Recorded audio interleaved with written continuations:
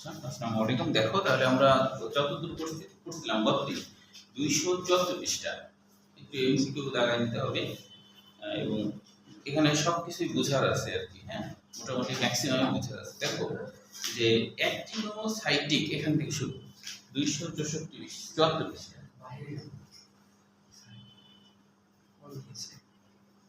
এই কত 5 নম্বর স্যার। আচ্ছা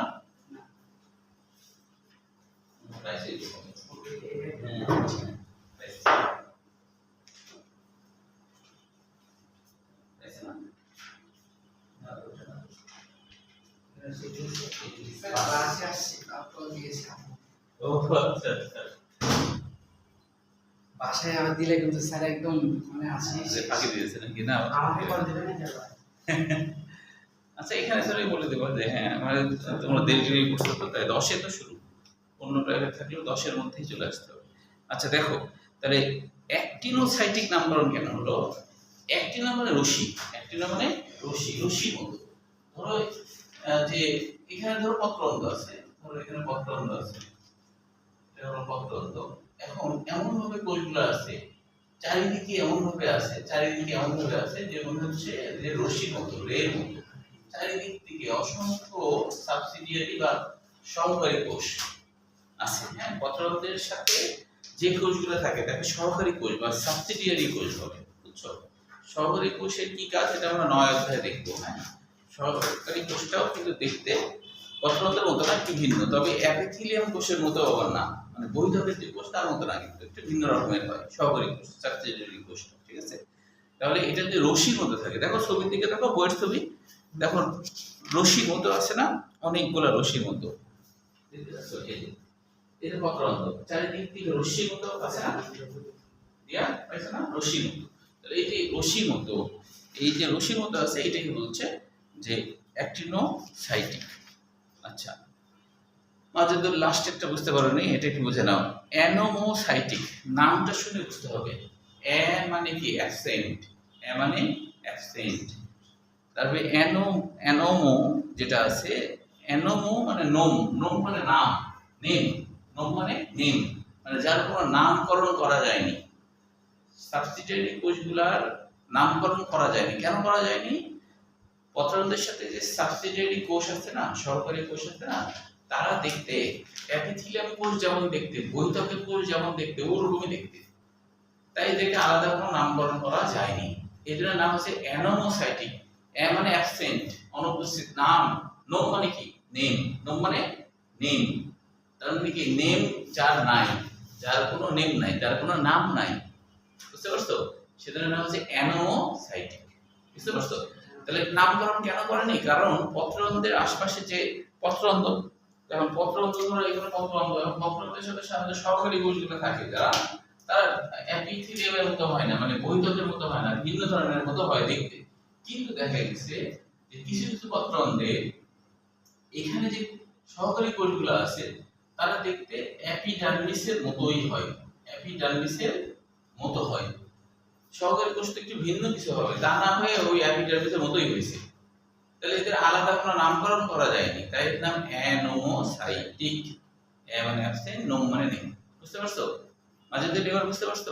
আচ্ছা তাহলে এবার আমরা চলে আসি পত্ররন্ধ্রের কাজটাও কিন্তু পরীক্ষায় দেখো আসছে। হ্যাঁ, এটা তো তোমরা ছোটকাল থেকে জানো পত্ররন্ধ্রের কি কাজ, তাই না?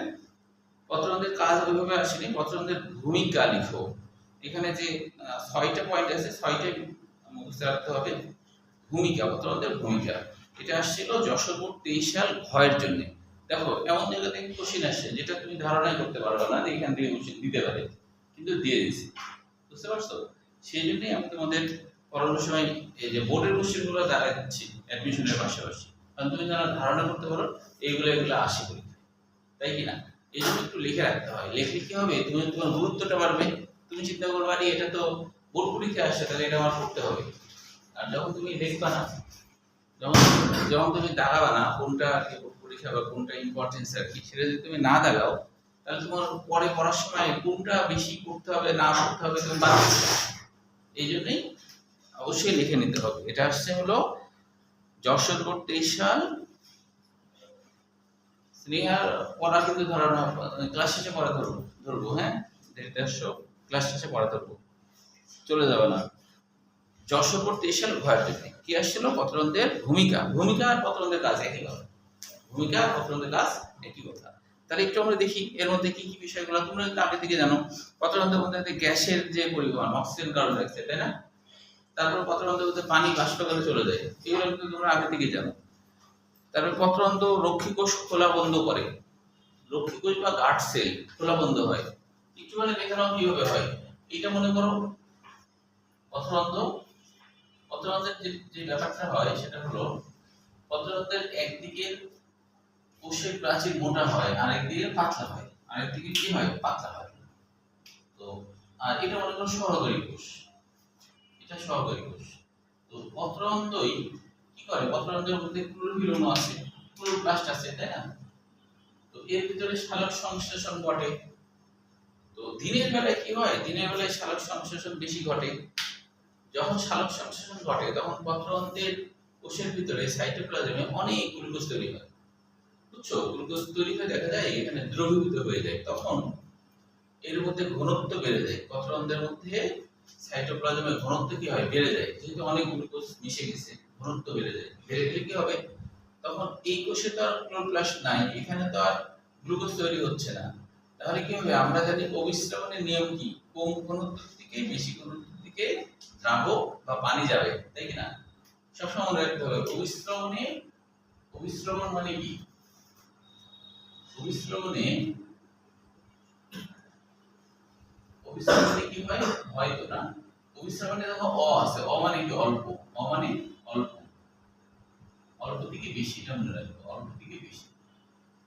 আর ব্যাপনে মনে রাখতে সবসময় সহজভাবে মনে রাখার পদ্ধতি, ব্যাপনে আছে, তার মানে কি? বেশি থেকে কম, বেশি থেকে কম, বেশি থেকে কমে যাবে, বেশি থেকে কমে যাবে, হ্যাঁ। অভিস্রবণে অল্প থেকে বেশিতে যাবে, অভিস্রবণে আছে, তার মানে অল্প থেকে বেশি, অভিস্রবণ আছে, অল্প থেকে বেশি, এটা মাথায় রাখবে, তাহলে উল্টো পাল্টা হবে না, হ্যাঁ। অনেকে উল্টো পাল্টা করে ফেলে। তাহলে অভিস্রবণ আছে, তার মানে অল্প থেকে বেশি। তাহলে দেখো লাল কোষগুলাতে দ্রবণ কিন্তু হালকা, কারণ এখানে তো গ্লুকোজ দ্রবীভূত হয়নি, তাই কি না? দ্রবীভূত হয়েছে কোথায়? এই যে পত্ররন্ধ্রে কোষ হয়েছে, এই যে পত্ররন্ধ্রে কোষকে গার্ড সেল বা রক্ষীকোষ বলে। কারণ ও রক্ষা করে, অনেক সময় কি রক্ষা করে? সবসময় পানি বের হয়ে যেতে দেয় না, যখন বের হওয়া দরকার না তখন বন্ধ থাকে, এটা বন্ধ। এখন গ্লুকোজ যখন এখানে তৈরি হলো, তখন এখানকার কোষের পানিগুলা যেহেতু কম ঘনত্ব, এর মধ্যে ঢুকবে, তাহলে সব কি হবে? এর মধ্যে পানিগুলো ঢুকতে শুরু করবে, সব কোষ থেকে পানিগুলা এর মধ্যে ঢুকতে শুরু করবে। তখন এই কোষটা ফুলতে শুরু করবে, কিন্তু মিডিলে যেহেতু মোটা, কোষ প্রাচীর মোটা, তো ওই দিকটা ফুলতে পারবে না, যেদিকে পাতলা সেদিকে ফুলবে। যেমন ধরো আমাদের পেট, যতই তুমি খাও, পেট কি কখনো ফুলবে? পেটই ফুলবে, তাই না? ঠিক আছে, পাতলা এটা ফুলবে। এই জন্য দেখো না যে অনেক বেশি মোটা মানুষ বা যার বেশি ভুঁড়ি থাকে আর কি, সে কিন্তু হাঁটার সময় একটু বেঁকে যায়, হাঁটে কিনা? গোপাল হাট দেখছো? গোপাল হাটে কি একটু এরকম করে হাঁটে না, মানে এদিকে বেঁকে গেল না?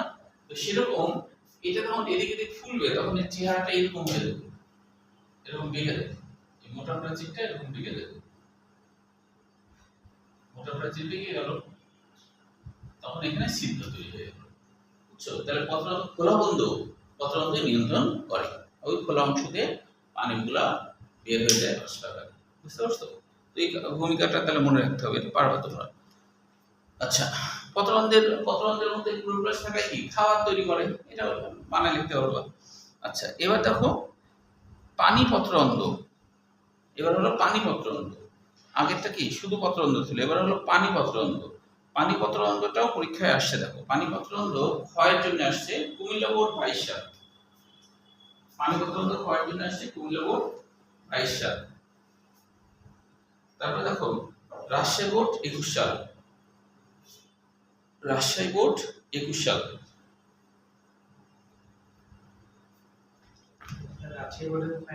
হ্যাঁ, রাজশাহী বোর্ডেও ক্ষয়ের জন্য আসছে, কুমিল্লা বোর্ডেও ক্ষয়ের জন্য আসছে। তবে যদি কয়ের জন্য আসে তাহলে এত বড় লিখতে হবে না, এখানে যেমন দেখো 6 লাইন, কিন্তু প্রথম দিকে নিয়ে পানি পত্ররন্ধ্র 6 লাইন না, কিন্তু যদি কয়ের জন্য আসে তাহলে পরের লাইনটা লিখবে। দেখো যে পানির বহিঃক্ষরণকারী ছিদ্রপথই হলো হাইড্রোথট। এটুকু লিখতে হবে 1 মার্কের জন্য আসছে, হ্যাঁ 1 মার্কের জন্য এই দুইটা বিষয়। আর ক্ষয়ের জন্য যেহেতু আসছে গোড়াটাই লিখতে হবে। তো পানিপত্র অন্ধ কি আমি একটু লাইন বাই লাইন পড়ে শোনাই। যে পানিপত্র অন্ধ এক ধরনের বিশেষ পানি নির্মোচন অঙ্গ। ঘাস, কচু, টমেটো তিনটাই মনে রাখতে হবে। পানিপত্র অন্ধ উদ্ভিদের নাম কি? ঘাস, কচু, টমেটো। এটা মনে রাখতে পারো এভাবে, ঘাস কাটো। কাউকে বললে যে তুমি তো পড়াশোনা করছো না, তুমি ঘাস কাটো। পড়াশোনা কম করছে মনে করো, তখন বলা হলো তুমি গরু ছাগলের জন্য ঘাস কাটো। তো ঘাস কাটে কি হয় দেখো, তাহলে এই যে ঘাস, কচু টমেটো। হ্যাঁ কচু টমেটো, এই যে ঘাস আর কাতে কচু, টতে টমেটো, আর তো ঘাস তো ঘাসই। তাহলে ঘাস কাটো দিয়ে তুমি এটা মনে রাখতে পারবা, তাই না? ভুলে গেলে ঘাস কাটো মনে রাখলাম, তাহলে হয়ে গেল ঘাস কাটো। আচ্ছা এখানে কি ঘটনা ঘটে দেখো, এখানে ঘটনাটা হলো, আগে একটু আমি উদাহরণ দেব। পানিপত্র অন্ধের ব্যাপারটা কি, মনে করো কোনো মাটিতে পানির চাপ খুব বেশি, মাটিতে পানির চাপ খুব বেশি। জাইলেমের কাজ কি? পানি উত্তোলন করা, তাই না? তো জাইলেমের বিশেষ করে ভেসের মানে নলের মতো হয়ে থাকে, একটার পর একটা একটার পর একটা। তখন পানি মনে করো খুব বেশি উঠতেছে, হ্যাঁ পানি উঠতে উঠতে যদি কোনো পাইপের আগাতে যদি কোনো প্রোটেকশন না থাকে, আগাতে যদি ফাঁপা থাকে, তাহলে পানি কি সরাসরি বের হয়ে চলে যাবে, তাই না? চোয়া চোয়া করতে পারে, তাই কিনা? এরকম হবে কিনা? তো এই সমস্ত উদ্ভিদে যেটা হয়, এদের হচ্ছে যেমন কচু, ঘাস, টমেটো, এদের পাতার একটা কিনারাতে একবারে আগাতে, কিন্তু ধরো এটা হলো পাতা, এই পাতার এই যে আগা আছে না, আগা এইখানে কিছু অসংলগ্ন মানে জাইলেমের পরে বাইরে জাইলেম ভেসলের পরে কিছু অ্যাপিথেলিয়াম বা অ্যাপিথেম বা বহিত্বকের কোষ আছে, যারা হচ্ছে যে একটু ছিদ্র ছিদ্র মতো হয়ে থাকে, মানে অসংলগ্ন মানে যে ভালোভাবে সাজানো গোছানো নাই। তখন দেখা যায় ওখানে একটা গ্যাপ তৈরি হয়। তো জাইলেম ভেসে পানি উঠাতে উঠাতে ওই ওই গ্যাপের ওই জায়গাতে পানিগুলো বেশি জমে যায়, বেশি জমে গেলে তখন চোয়াই চোয়াই পড়ে যায়। তো তাহলে এখানে হচ্ছে কি, জাইলেম যেখানে শেষ হয়ে গেছে, তারপরে কিছু কোষ আছে, ওই কোষগুলো অসংলগ্ন, যার জন্য ওখানে একটা গহ্বর বা ফাঁকা জায়গা তৈরি হয়ে গেছে অসংলগ্ন হওয়ার জন্য। যদি আয়তাকার হতো তাহলে দেখা যেত কোনো ফাঁকা টাকা থাকতো না, করে অসংলগ্ন হওয়ার জন্য আগার দিকে একটা ফাঁকা জায়গা তৈরি হয়েছে। ফাঁকা জায়গায় অনেক পানি জমে যায়, কারণ নিচ থেকে তুলতে তুলতে প্রেসারে অনেক পানি যেই জমে যায়, তখন ওই পানিগুলা চোয়াই চোয়াই চোয়াই চোয়াই পড়ে। অনেক সময় দেখা যায় চোয়াই পড়ে, ধরো আগায় আছে, চোয়াই পড়ে হয়তো মিডিলেও থাকতে পারে। যেমন কচুতে দেখবা, কচুতে পানি অনেক সময় টলটল করে না, ওটা কিন্তু আসলে এই পানিপত্র অন্ধের কারণে হয়েছে। ওটা কিন্তু শিশির না, ওটা পানিপত্র অন্ধের কারণে হয়েছে। শিশির সাধারণত ওই রোদ একটুখানি ওঠার আগে ওটা নাই হয়ে যায়। পানিপত্র অন্ধে পানি অনেক সময় থাকে, কেউ বাচ্চারা না ফেললে অনেক সময় থাকে, পানিগুলো এখানে থাকে, বুঝতে পারছো? তো অ্যাপিথিলিয়াম আর অ্যাপিথিয়াম যদি ভিন্ন কথা, এখানে একটা শব্দ আছে দেখো, যে অ্যাপিথিলিয়ামের কথাটাই আছে, অ্যাপিথিয়াম বলা হচ্ছে যে পানিপত্র অন্ধ 2 লাইন পরে দেখো যে অ্যাপিথিম বা অ্যাপিথিলিয়াম কথাটা আছে। অ্যাপিথিমের একটা আলাদা বাংলা অর্থ আছে। অ্যাপিথিমের বাংলা অর্থ কি জানো? অ্যাপি মানে উপরে, অ্যাপি মানে উপরে, অ্যাপি মানে উপরে, মানে কি জাইলেম ভেসেলের উপরে, জাইলেম ভেসেলের উপরে থাকা আর কি, জাইলেম ভেসেলের উপরে থাকা। থেম মানে হলো থেমা থেকে আসছে, থেমা, থেমা মানে স্তর। তার মানে কি জাইলেম ভেসেলের শেষ হয়ে গেছে, ওইখানে কিছু কোষ আছে, মানে জাইলেম ভেসেল শেষ আগার দিকে, তারপরে কিছু অ্যাপিথিলিয়াম কোষ আছে, বহিত্বকীয় কোষ আছে। তাই এটা বলছে যে জাইলেম ভেসেলের উপরে থাকা স্তর, উপরে থাকা স্তর, এই স্তরের কোষগুলোকে অ্যাপিথেম বা অ্যাপিথিলিয়াম বলা হচ্ছে, অ্যাপিথেম বা অ্যাপিথিলিয়াম বলা হচ্ছে। এখন একটু তাও আমি লাইন বাই লাইন পড়াই, তাহলে তোমাদের একটু মুখস্থ হয়ে যাবে ক্লাসেই। যে পানিপত্র অন্ধ এক বিশেষ ধরনের পানি নিমজ্জন অঙ্গ, এটা কিন্তু বাষ্পাকারে হয় না, হ্যাঁ পত্র অন্ধ কি বাষ্পাকারে হয়, এটা কিন্তু চোয়াই চোয়াই হয় না পত্র অন্ধ যেটা, তাই না? পত্র অন্ধ যে পানিটা যায় ওটা কিন্তু বাষ্পাকারে হয়, বুঝছো? ওটা সাধারণত পাতার যে কিনারা অঞ্চল, পাতার যে কিনারা অঞ্চল ওখান থেকে হয়, ঠিক আছে? এটা হলো আগায়, আগার যে চোখা অঞ্চল ওখান থেকে আর কি, ওখান থেকে সরাসরি পানি গড়ায় গড়ায় আসে, ফোটা ফোটা আকারে, ফোটা ফোটা আকারে। এটা হলো পানিপত্র অন্ধ বা হাইড্রাথট। হাইড্রো মানে পানি, হাইড্রো মানে পানি, বুঝছো? তাহলে কি বলছে, যে পানি প্রথমত এক বিশেষ নির্মাণাঙ্গ ঘাস, কুচু, টমেটো ইত্যাদি গাছের পাতার কিনারায় প্রচন্ড গরমের দিনে পানির ফোঁটার সারি দেখে এই অঙ্গের অবস্থান জানা যায়। মাটিতে প্রচুর পানি থাকলে এবং আবহাওয়া অতিরিক্ত আর্দ্র থাকলে এমনটি ঘটে। বিশেষ পরিণতিতে উদ্ভিদের দিকে পানি এই রন্ধ্রের মাধ্যমে পরিত্যক্ত হয় বলে এই রন্ধ্রকে পানি পত্ররন্ধ্র বলে। তো অন্যথায় এই যে অন্যভাবে এক লাইনেও বলা যায় পানির বহিঃক্ষরণকারী ছিদ্রপথই হলো হাইড্রোপথ বা পানি পত্ররন্ধ্র। আচ্ছা, লাস্টের দিকে একটা লাইন মনে রাখতে হবে, মানে এটাও জ্ঞানমূলক কোশ্চেন আসতে পারে। হাইড্রোপথ দিয়ে তরল পানি বের হওয়াকে নিঃস্রাবন বা পানি নির্গমন বা গাটেশন বলা হয়। গাটেশনের আসলে সরল বাংলা কি জানো? এটা ল্যাটিন শব্দ গাট্টা থেকে আসছে। ল্যাটিন শব্দ গাট্টা, ল্যাটিন শব্দ গাট্টা থেকে আসছে। গাট্টা, গাট্টা মানে কি? ফোঁটা। গাট্টা মানে ফোঁটা। যেহেতু ফোঁটাই ফোঁটাই বের হয় তো তাই একে গাটেশন বলা হচ্ছে, যেহেতু ফোঁটাই ফোঁটাই বের হয়। হ্যাঁ, তুমি যখন একটা শব্দের বাংলা অর্থটাও জেনে যাবে না, তখন তোমার একটু সহজ লাগবে, মাতৃভাষা বুঝলে এই আর কি। হ্যাঁ, কিন্তু তুমি না বুঝে আন্দাজে মুখস্থ করলে ওটা বেশি টেকসই হয় না। মাতৃভাষায় তুমি যদি এটা জেনে ফেলো যে কেন এর নাম গাটেশন হলো, যে পানি যেহেতু ফোঁটায় ফোঁটায় বের হচ্ছে এটাই গাটেশন, গাট্টা থেকে গাটেশন, তাহলে কিন্তু ভালো। এই জন্যে কারণ ধরো এগুলো তো বিদেশি কথাবার্তা, আমাদের দেশের মানুষজন তো এগুলো আবিষ্কার করে, তাই না? তো বিদেশি জিনিসপত্র তো তুমি মাতৃভাষায় বুঝে নেবে জিনিসটা, তাই কি না? তাহলে তোমার সহজেই গাটেশন কথা তুমি ভুলে গেলে বাংলাটা জানো যায় গাট্টা মানে পানি নির্বাচন অঙ্গ, তখন তুমি বুঝতে পারো পানি ফোঁটা, পানির ফোঁটা বের হওয়া যেটা, তাই না? তাহলে এই হলো গাটেশন মানে গাট্টা বা ফোঁটা বা ড্রপ। আচ্ছা, এখানে দেখো পত্ররন্ধ্র এবং পানি পত্ররন্ধ্রের পার্থক্য, এটা ক্ষয়ের জন্য করে রাখবা, তবে পার্থক্যের বিষয় এটা লেখার দরকার হয় না। হ্যাঁ, এটার জন্য তোমাকে বেশি মার্কও দেওয়া হবে না, তুমি সরাসরি পার্থক্য লিখবা। 4টা পয়েন্ট মনে রাখবা ক্ষয়ের জন্য। এবার দেখো গ্রাউন্ড টিস্যু তন্তু। ত্বকীয় গ্রাউন্ড টিস্যু তন্তু মানে ভিত্তি ভাজক টিস্যু তন্তু। গ্রাউন্ড মানে ভিত্তি, গ্রাউন্ড মানে ভিত্তি। আচ্ছা, এখন কথাটা হলো এটা কিভাবে হয়, এটা মানে গ্রাউন্ডটা কিভাবে তৈরি হয়, এটা বলা হচ্ছে একটা আগাতে যে কোষ থাকে, ধরো এটা হলো ভাজক টিস্যু কোষ, এটা হলো ভাজক টিস্যু কোষ। এখন ভাজক টিস্যু কোষকে অ্যাপিক্যাল ভাজক টিস্যু বলা হয়। অ্যাপিক্যাল, অ্যাপিক্যাল মানে কি? অ্যাপেক্স মানে চূড়া, অ্যাপেক্স মানে চূড়া, অ্যাপেক্স থেকে অ্যাপিক্যাল, অ্যাপেক্স মানে চূড়া। চূড়াতে কিছু ভাজক টিস্যু কোষ থাকে যারা হলো কি তৈরি করে, যে হাইপোডার্মিস তৈরি করে, তারপরে তারা এন্ডোডার্মিস তৈরি করে, তারপরে তারা হচ্ছে পরিবহন কলাবাদের মদ, এই যে পিক বা মজ্জা রশ্মি এসব তৈরি করে। তাহলে মনে রাখবা গ্রাউন্ড রেজিস্ট্যান্ট হলো কি কি? এপিডার্মিস বাদ দিয়ে আর পরিবহন কলা বাদ দিয়ে যা যা আছে সবই হলো গ্রাউন্ড টিস্যু। কি কি বাদ দিয়ে? এপিডার্মিস আর পরিবহন কলা। এপিডার্মিস আর পরিবহন কলা বাদ দিয়ে একটা উদ্ভিদের যা যা থাকে সবই হলো গ্রাউন্ড টিস্যু, সবই হলো গ্রাউন্ড টিস্যু। এটা কে তৈরি করে? Apical meristem tissue. Apical meristem tissue, apical মানে অ্যাপেক্স মানে চূড়া, চূড়ার দিকে কিছু কোষ আছে যারা হলো এক ধরনের ভাজক টিস্যু, যারা বিভাজিত হয়ে হয়ে হাইপোডার্মিস তৈরি করে মানে অধোত্বক তৈরি করে, তারপরে হচ্ছে কর্টেক্স তৈরি করে, তারপরে এন্ডোডার্মিস তৈরি করে, পেরিসাইকেল তৈরি করে, তবে তৈরি করে না, পরিবহন কলা তৈরি করে না। পরিবহন কলা তৈরি করে প্রোক্যাম্বিয়াম, যেটা আগে আমরা আলোচনা করছি, তাই না? প্রোক্যাম্বিয়াম বিষয়ে। প্রোক্যাম্বিয়ামের কথা মনে আছে? আদি ভাজক টিস্যু। প্রোক্যাম্বিয়াম মানে কি? আদি রূপান্তরিত ভাজক টিস্যু।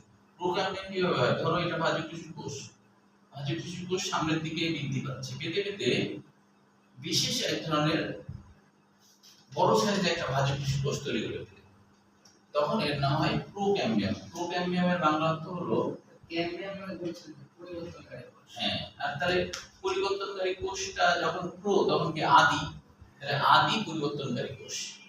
আদি পরিবর্তনকারী কোষ কেন? এরা অন্য কোষ থেকে একটু পরিবর্তনশীল, তাই না আদি পরিবর্তনকারী টিস্যু। হ্যাঁ, এখন এই আদি পরিবর্তনকারী যে কোষ, এই কোষটা কিন্তু ভাজক টিস্যু হিসেবে কাজ করে। এই কোষটা বিভাজিত হলেই তোমার তৈরি করবে জাইলেম ফ্লেম। এই কোষটা বিভাজিত যখনই হয়ে যাবে, ধরো মাছ বরাবর হয়ে গেল না, তখন হচ্ছে একটা ধরো জাইলেম তৈরি করলো, আর একটার নাম হবে তখন শুধু ক্যাম্বিয়াম, আরেকটা নাম হবে কি? শুধু ক্যাম্বিয়াম। তাহলে প্রোক্যাম্বিয়াম হলো আদি পরিবর্তনকারী কোষ। ভাজক টিস্যুর কোষই রূপান্তরিত হয়ে একটু বড় সাইজের একটা কোষ তৈরি করে, তখন এর নাম হয় প্রোক্যাম্বিয়াম। আদি ক্যাম্বিয়াম হলো আদি ক্যাম্বিয়াম হওয়ার পর এবার সে কি করবে, এবার সে বিভাজিত হবে, ওই দুইটা কোষ তৈরি করবে। যে দুইটা কোষ তৈরি করবে তখন একটার নাম হবে ক্যাম্বিয়াম আর একটার নাম হবে জাইলেম অথবা ফ্লেম। একটা নাম জাইলেম অথবা ফ্লেম। তো মনে করো এটা হচ্ছে প্রোক্যাম্বিয়াম।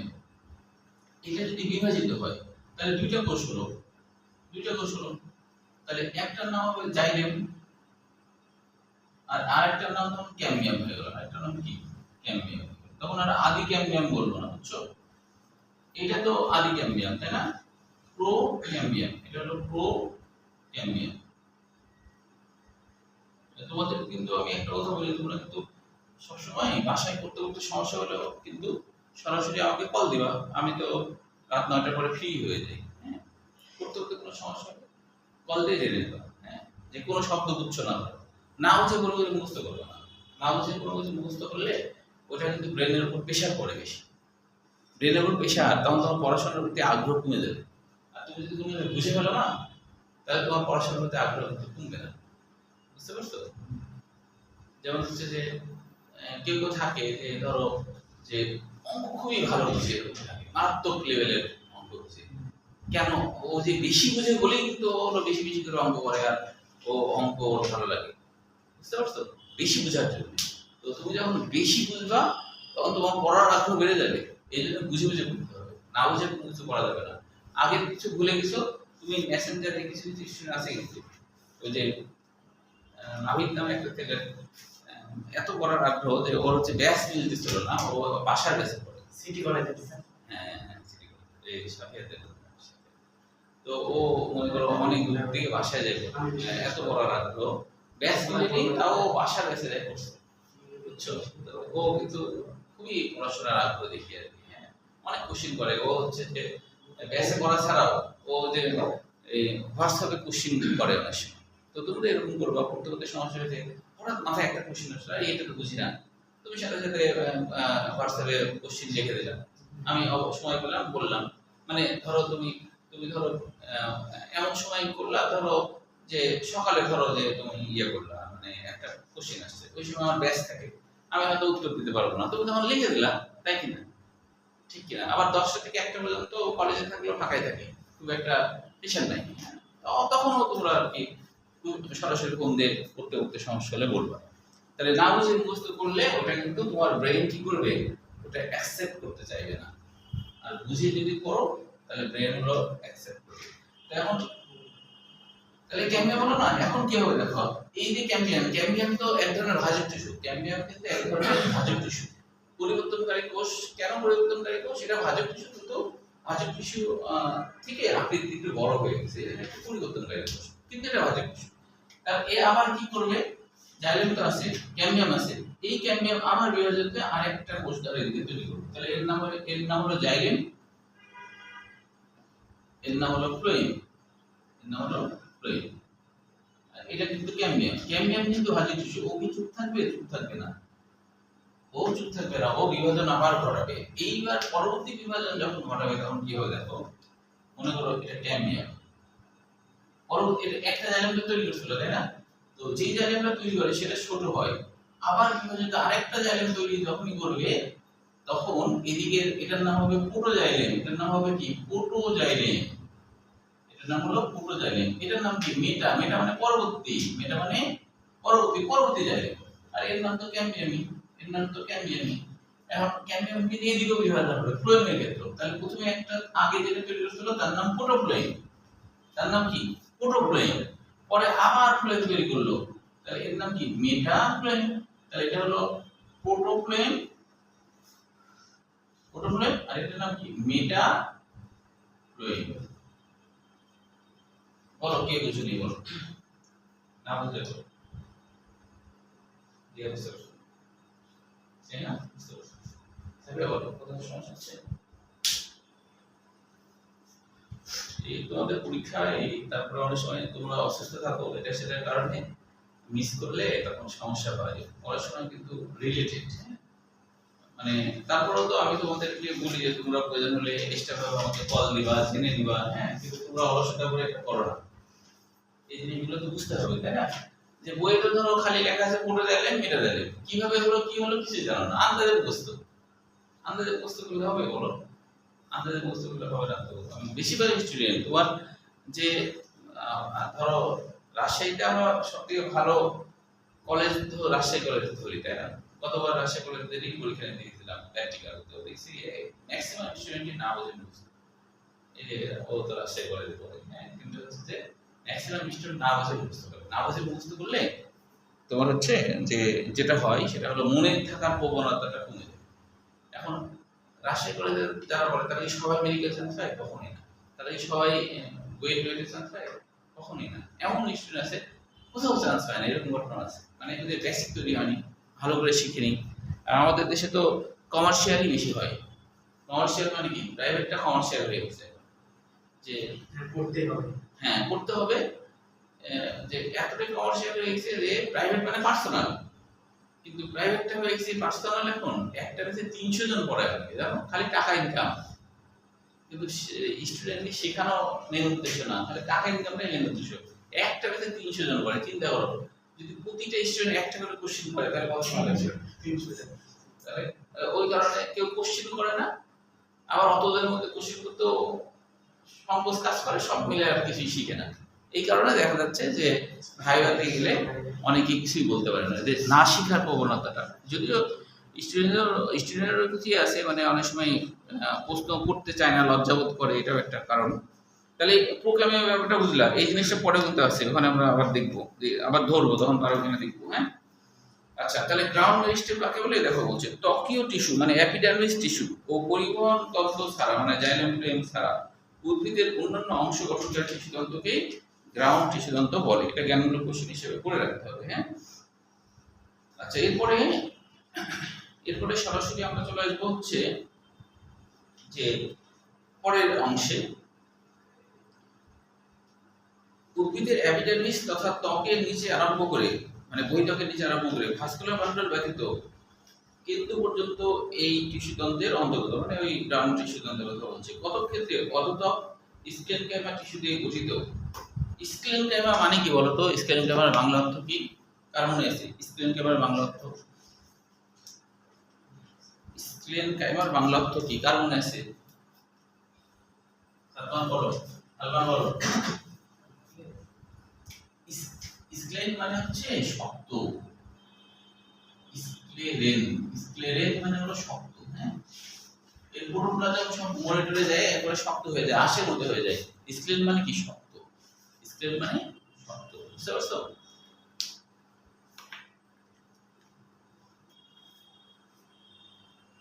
আচ্ছা, তারপরে লাস্টের লাইনটা পেরিসাইকেল স্তর থেকে আরম্ভ করে ভাস্কুলার বান্ডল সহ কেন্দ্র পর্যন্ত অংশকে স্টিলি বলে। গতদিন তো স্টিলি নিয়ে বললাম, তাই না? ছবি আঁকছিলাম আমরা। তাহলে পেরিসাইকেল হলো, ধরো এটা যদি পেরিসাইকেল হয়, পেরিসাইকেল সাধারণত প্যানকামা হয়, ব্যতিক্রম থাকে, কোলনকামা হতে পারে, তবে ম্যাক্সিমাম হলো প্যানকামা হয়। হ্যাঁ, যেমন একটা কথা বলছিলাম না যে তোমাদের সাধারণত ভিতরটা ফাঁপা হয়, কিন্তু ব্যতিক্রম থাকে, সবই যে ফাঁপা হবে তাও না, সবকিছুর ব্যতিক্রম থাকে। এটা ধরো পেরিসাইকেল। তো এই যে পেরিসাইকেলটা থেকে নিয়ে এই যে মজ্জা, এখানে ধরো মজ্জা সাধারণত প্যানকামা জাতীয় কোষ হয়। হ্যাঁ, তারপরে মজ্জার এখানে মজ্জা রশি আছে, তাই না? মজ্জা রশি আছে, এখানে পরিবহন করা আছে। তাহলে পেরিসাইকেল দিয়ে ঘেরা সম্পূর্ণ অংশটাকে একসাথে আমরা স্টিলি বলি। পেরিসাইকেল থেকে নিয়ে এই যে কেন্দ্র মজ্জা পর্যন্ত বা সম্পূর্ণ এলাকা এটাকে স্টিলি বলে। কেন স্টিলি বলে? বুঝেছে কিনা বলো? স্টিলি বলার কারণ কি? হ্যাঁ বলো।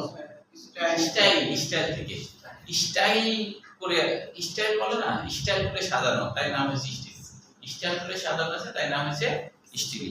তাহলে এই স্টিলি কাকে বলে এটা মনে, এটা দেখো আসছে রাজশাহী বোর্ড 23 সাল কয়ের জন্য, রাজশাহী বোর্ড 23 সাল কয়ের জন্য আসছে, দেখছো?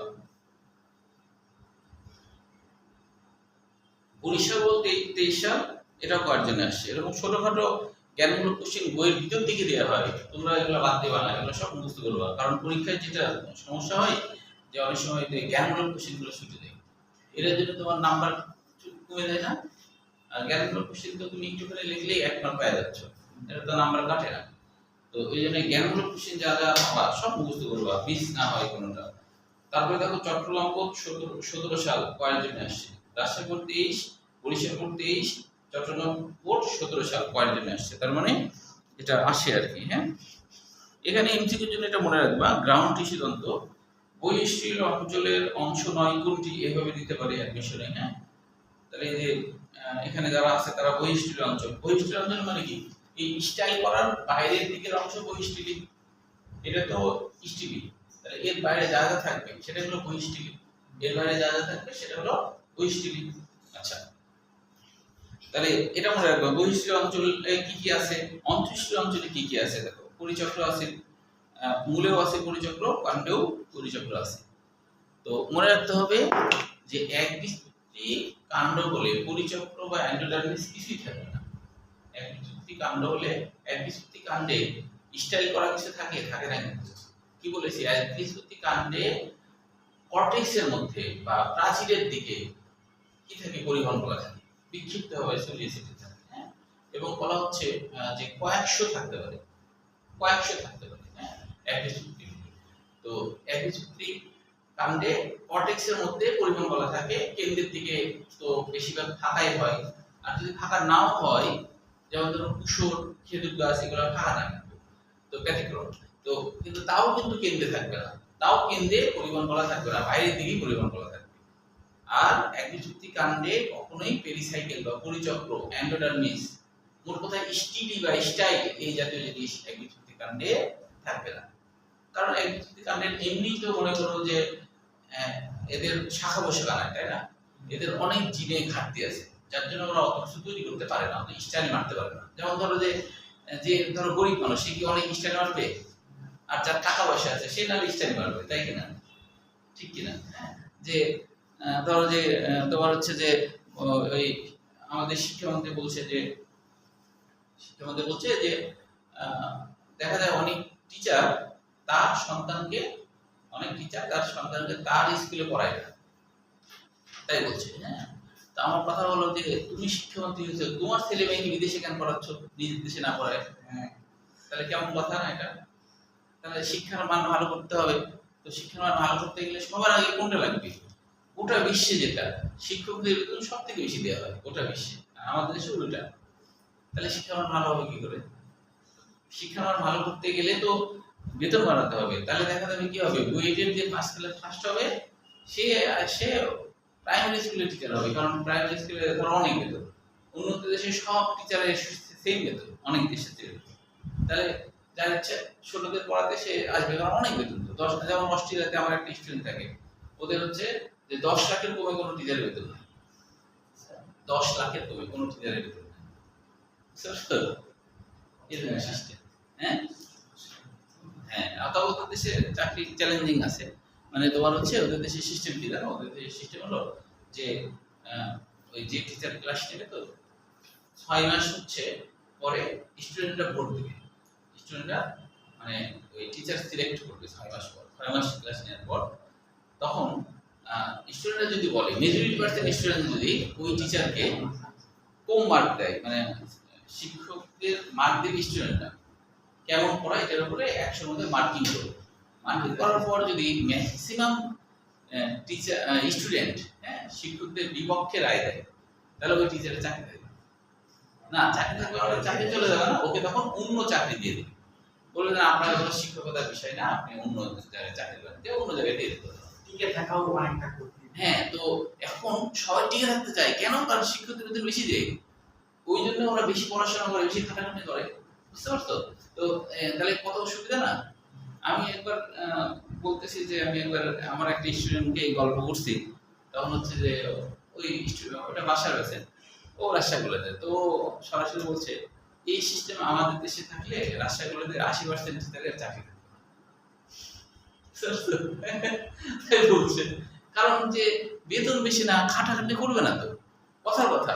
আমি যেটুকু খাটাখাটি করছি তোমাদের ভালোর জন্য, ধরো কোনটা বোর্ড পরীক্ষা আসছে, কোনটা অ্যাডমিশন আসছে, আমি খাটাখাটি করছি। হ্যাঁ, বা আমি ধরো যে অ্যাডমিশন গাইড টাইড বানাইছি, আমার আছে অ্যাডমিশন গাইড টাইড, মানে বা বই পুস্তক সিট যেটুকু আছে ধরো করছি।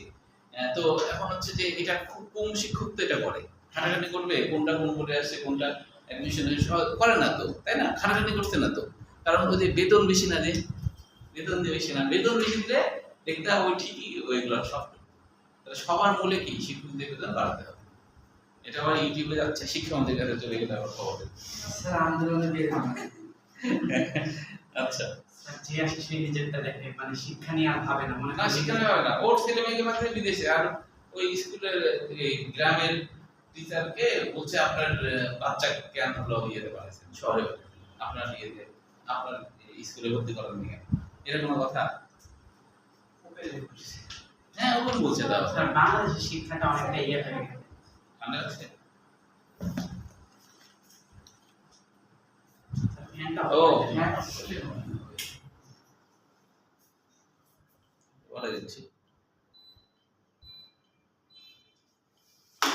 আচ্ছা, তারপরে দেখো যে এবার আমরা চলে আসি হচ্ছে এটা তো হলো স্টিলি কাকে বলে। এরপরে স্টিলি কাজটা মনে রাখতে হবে এমসিকিউর জন্য। হ্যাঁ, এবার দেখো বহিঃস্থিল অঞ্চল, বহিঃস্থিল অঞ্চলের মধ্যে অধোতক।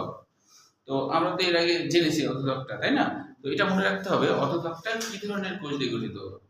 ত্বকের নিচে কোলেনকাইমা, স্টেনকাইমা, কোলেনকাইমা থাকে পাইছি। আমরা জানি কোলেনকাইমার কি কোনাগুলা একটু মোটা মোটা হয়, কোনগুলা একটু মোটা মোটা হয়, আর স্টেনকাইমাটা গোটাটাই আঁশের মতো, মানে এর প্রোটোপ্লাজম মারা যায়, তাই না, খুবই শক্ত। তাহলে অধোতক, কোলেনকাইমা বা স্টেনকাইমা টিস্যু দিয়ে হয়। এরা হলো এক বা একাধিক স্তর থাকে, এগুলো এমসিকিউর জন্য। মূলে অধোতক থাকে না, দেখি মনে আছে কিনা। মূলে অধোতক কেন থাকে না? প্রথমে কে বলবে? মেয়েরা বলো তো, মূলে অধোতক থাকে না, কেন থাকে না? হ্যাঁ এই যে ধন্যবাদ। মূলে যদি অধোতক থাকতো তাহলে তো পানি নিতে পারতো না, কারণ অধোতক তো খুবই শক্ত, স্টেনকাইমা বা কোলেনকাইমা মোটা কোষপ্রাচীর, ওই মোটা কোষপ্রাচীর দিয়ে পানি আনতে পারতো না, ওই জন্য মূলে অধোতক থাকবে না, এটাই স্বাভাবিক। হ্যাঁ, আর কাণ্ডে থাকবে কেন? পানি যা তুলেছি তা যেন বের হয়ে না যায়, তাই হলো মূলে অধোতক থাকে না। তাহলে এখানে হচ্ছে যে কাজ মনে রাখতে হবে। হ্যাঁ, যান্ত্রিক দৃঢ়তা, কর্টেক্স, কর্টেক্স কাকে বলে? এটা এগুলো জ্ঞানমূলক কোশ্চেন। কর্টেক্স কাকে বলে? অধোতকের নিচ থেকে আরম্ভ করে অন্ততক পর্যন্ত, উপর পর্যন্ত সম্পূর্ণ অংশ হলো কর্টেক্স। কর্টেক্সের সরল বাংলা অর্থ কিন্তু প্রাচীর বা শক্ত অংশ, এরকম বোঝায়। কর্টেক্স মানে প্রাচীর বা শক্ত অংশ, কর্টেক্স বলতে বোঝায়। হ্যাঁ, আচ্ছা, তারপরে এর কাজ পড়বা, কাজটা খুবই গুরুত্বপূর্ণ, মানে কাজগুলো এমসিকিউর জন্য বেশি আসে। হ্যাঁ, কর্টেক্সের কাজ কোনটি বা কর্টেক্সের কাজ নয় কোনটি, এইভাবে। এরপর দেখো অন্ততক, এই অন্ততকের এখানে একটা কোশ্চেন আসছিল যে তোমার ক্যাসপিলিয়ান স্টিপ কাকে বলে। এটা আসছে হলো চট্টগ্রাম বোর্ড 23 সাল ক্ষয়ের জন্য, দিনাজপুর বোর্ড 23 সাল ক্ষয়ের জন্য, সিলেট বোর্ড 21 সাল ক্ষয়ের জন্য। ক্যাসপিলিয়ান স্টিপ, ক্যাসপিলিয়ান স্টিপ লিখছো? আচ্ছা, ক্যাসপিলিয়ান স্টিপটা কি? এখানে শুধু এটুকু প্রথমে জ্ঞানমূলকের জন্য মনে রাখতে হবে। আমরা জানি যে পেরিসাইকেলের পরে আরেকটা স্তর আছে, এটা হলো পিপা আকৃতির মতো। হ্যাঁ, পিপা আকৃতির মতো। পিপা মানে তো জানো না, যেমন লেবু, লম্বা লেবু, তারপরে নারিকেল, এরা হলো পিপার মতো, তাই না? না লম্বা, না খাটো, আবার ডিম্বাকার না, এরকম সাইজকে পিপা বলা হয়। তো এই পিপা সাইজের আর কি হয়।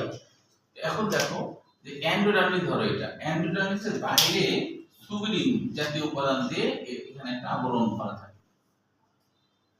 এই আবরণটাকে ক্যাসপিলিয়ান স্টিপ বলে। ক্যাসপিলিয়ান একজন বিজ্ঞানীর নাম, তিনি এটা আবিষ্কার করে নাম রাখছে, তার নাম রাখছে। তোমরা আবিষ্কার করলে তোমরা নাম রাখতো, তাই না? সাফিয়া আবিষ্কার করলে সাফিয়া নাম থাকতো, তাই কি না? সাফিয়া স্টিপ নাম থাকতো না? আচ্ছা, এখানে আরেকটা শব্দ মনে রাখতে হবে। হ্যাঁ, সেটা হলো প্যাসেজ সেল। কি প্যাসেজ মানে? হলো যাতায়াতকারী। প্যাসেজের বাংলা অর্থ যাতায়াতকারী সেল। প্যাসেজের বাংলা অর্থ কি? যাতায়াতকারী সেল। দেখো, অন্ততকের যেসব কোষপ্রাচীর পাতলা থাকবে, অন্ততকের যেসব কোষপ্রাচীর হবে পাতলা, তাদের প্যাসেজ সেল বলে। এটা জ্ঞানমূলক কোশ্চেন হিসেবে পড়ে রাখবা। এরপরে আরেকটা পড়তে হবে, স্বেচ্ছার আবরণ, ইন্টারস্টিপ কাকে বলে? এটাও জ্ঞানমূলক কোশ্চেন হিসেবে পড়তে হবে। মানে জ্ঞানমূলক অনুধাবন যেন বাদ না যায়, এটা খুবই খেয়াল রাখতে হবে। হ্যাঁ, অনেক সময় এই স্তরে প্রচুর স্বেচ্ছার কণিকা বিদ্যমান থাকে, মানে ওই প্যাসেজ সেল ক্যাসপিলিয়ান স্টিপের এখানে। হ্যাঁ, তখন এই স্তরকে স্বেচ্ছার আবরণ বা ইন্টারস্টিপ বলে। সাধারণত দ্বিবীজোদ্ভিদের কাণ্ডে স্বেচ্ছার আবরণ থাকে এটি পর্যন্ত। তারপরে কাজ, কাজ তো নিজেরাই বুঝবা, কাজগুলো সবটাই মুখস্থ করতে হবে। এবার অন্তঃস্টুডীয় অঞ্চল, মানে পেরিসাইকেলের পর থেকে। পেরিসাইকেল বা পরিচক্র কাকে বলে? এটাও জ্ঞানমূলক কোশ্চেন। পেরিসাইকেল বা পরিচক্র, এটা আসে দিনাজপুর বোর্ড 21 সাল ক্ষয়ের জন্য, দিনাজপুর বোর্ড 21 সাল। তারপরে ঢাকা বোর্ড 17 সাল, ক্ষয়ের জন্য। তাহলে কি বলছে যে ঢাকা হলো 17, দিনাজপুর 21।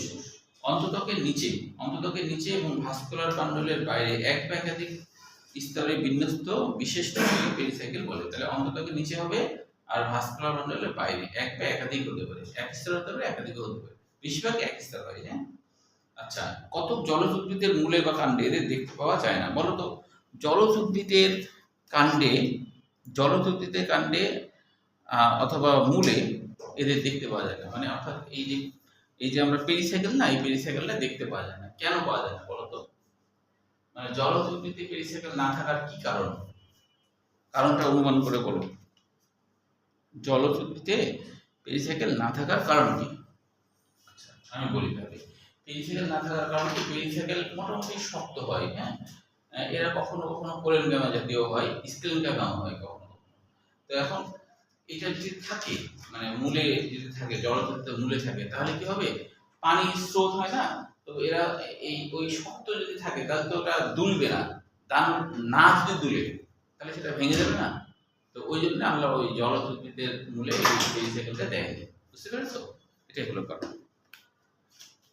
আচ্ছা, তারপরে দেখো যে পেরিসাইকেল কাকে বলে, এটা গেল জলজ উদ্ভিদ। আচ্ছা, মূলে সাধারণত পেরিসাইকেল এক স্তর বিশিষ্ট হয়ে থাকে, শুধু প্যারেনকাইমা টিস্যু এবং স্ক্লেরেনকাইমা টিস্যু অথবা দুইটার মিশ্রণে এই স্তর গঠিত।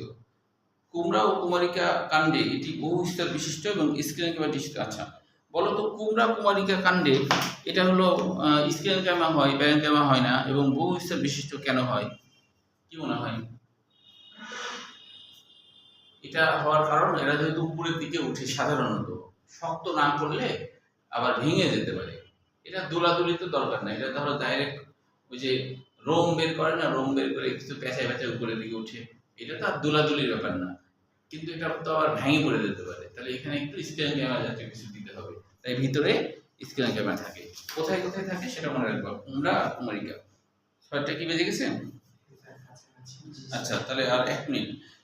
এবার দেখো হার্ড বাস্ট বা গুচ্ছ টুপি কাকে বলে? স্ক্লেরেনকাইমা টিস্যু শুধু প্রেম টিস্যুর মাথায় অবস্থান করলে একে হার্ড বাস্ট বা গুচ্ছ টুপি বলে। এটা মনে রাখতে হবে জ্ঞানমূলক কোশ্চেনের জন্য। এরপরে দেখো কাজ তো অবশ্যই গুরুত্বপূর্ণ, আবার মজ্জা বা মেরুলা কাকে বলে এটা মনে রাখতে হবে। তো পরিবহন টিস্যু গুচ্ছ দিয়ে পরিবেষ্টিত মূল বা কাণ্ডের কেন্দ্রস্থলের অংশকে মজ্জা বলে। এরা হলো প্যারেনকাইমা টিস্যুতে গঠিত। কাজটা লাগবে। হ্যাঁ, মজ্জারশ্মি প্যারেনকাইমা টিস্যুতে গঠিত, এরও কাজ লাগবে। আচ্ছা, এইটুকু পর্যন্ত পড়া তাহলে আগামী দিন ধরবো। অন্য কাছে কিন্তু পড়া করে না আসলে জরিমানা শুরু হয়ে গেছে, তোমাদেরও কিন্তু জরিমানা। হ্যাঁ, পড়া করে না আসলে জরিমানা। ঠিক আছে, আজকে পর্যন্ত একটু পর্যন্ত মুখস্থ করে আসবে, খুব বেশি কিন্তু না। কয় পৃষ্ঠা হবে? 2.5 পৃষ্ঠা মনে হয় নাকি এমসিকিউ। ও হ্যাঁ, এক্সাম নিব 20 তারিখ থেকে।